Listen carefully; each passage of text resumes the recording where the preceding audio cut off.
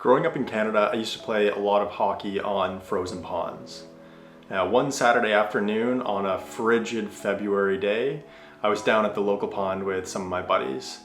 As we were just getting warmed up, one of the pucks slid to a part of the ice that it looked like no one had been on yet. So I skated over to retrieve the puck, and just as I was getting to it, I heard the ice crack.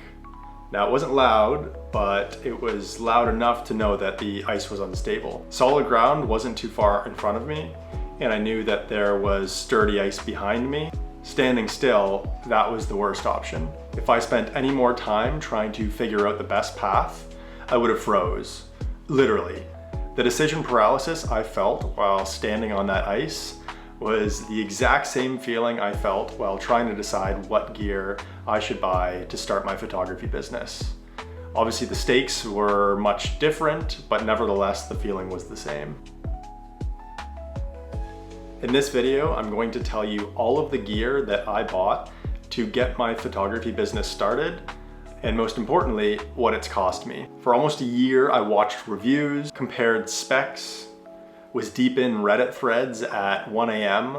looking over comparisons of settings that I had no idea what they even meant. The more I researched, the more unstable I felt about the whole thing. At some point, research just stops being productive and purely becomes fear. Buying this wasn't just about gear, it was making the choice to move. Now, I am filming this on the Sony a7 IV, the camera that I eventually pulled the trigger on.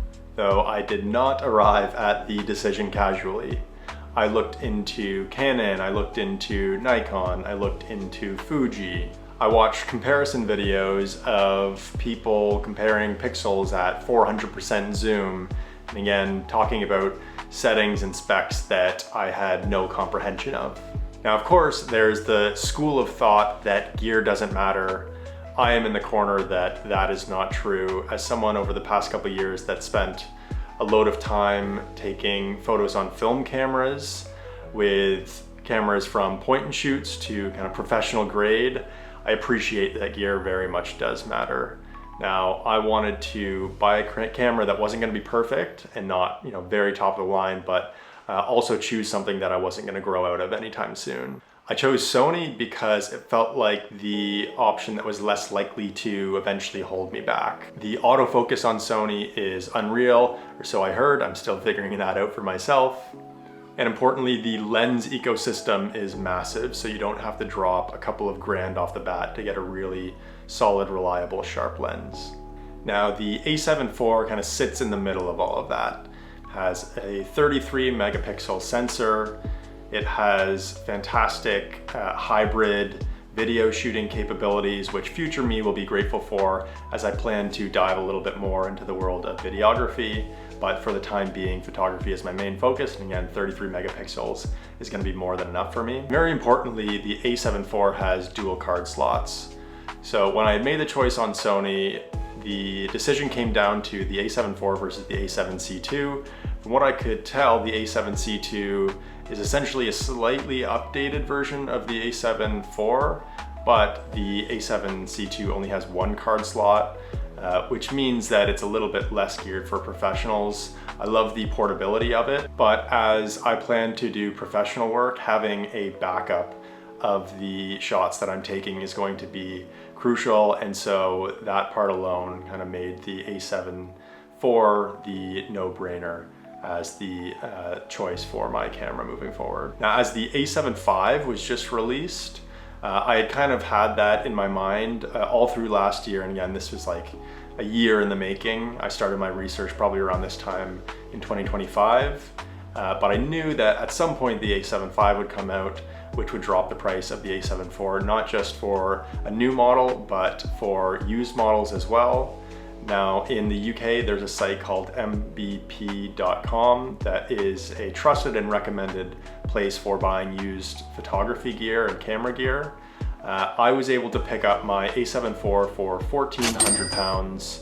Now, brand new on the Sony site right now, it's at about £2,100, so I saved around £700. Now, when I clicked buy, I felt it in my stomach. I couldn't say, I'll start when I have the right setup. The ice had already cracked, and I made the decision on my path out.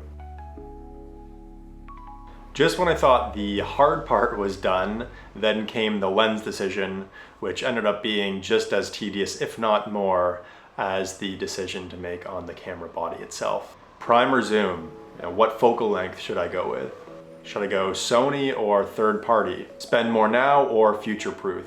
The same kind of thing that I chose to do with the actual body. Now, at one point, I nearly convinced myself that a 2,000-pound G Master lens was going to be, the best choice for me, but I opted against that. Now, don't get me wrong, if you do have one of those lenses, I am envious of you, but felt like I just didn't need that at this point in time. I also heard other people say to spend more on the glass and less on the camera body, and I know that I've done kind of the reverse here.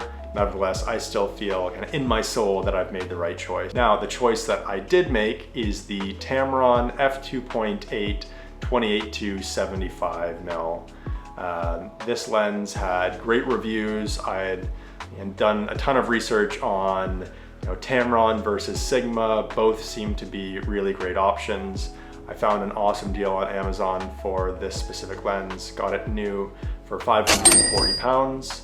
That meant that the money I saved by not buying my camera body brand new was enough to cover the cost of my camera lens. So I believe in the world of girl math, that makes this lens free. Now, these are the parts that no one makes dramatic YouTube montages about, but are still crucial pieces of the puzzle nevertheless.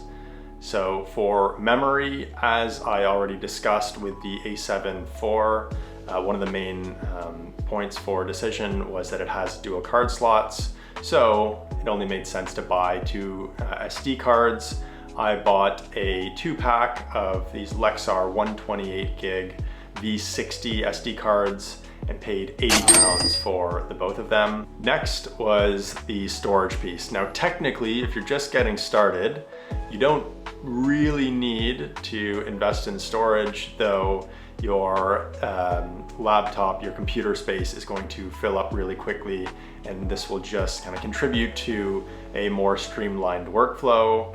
I ended up buying the 1 terabyte SanDisk SSD, and from Amazon got it for £110, brand new. Standing on that frozen lake, the danger wasn't choosing wrong. The danger was pretending I could wait forever.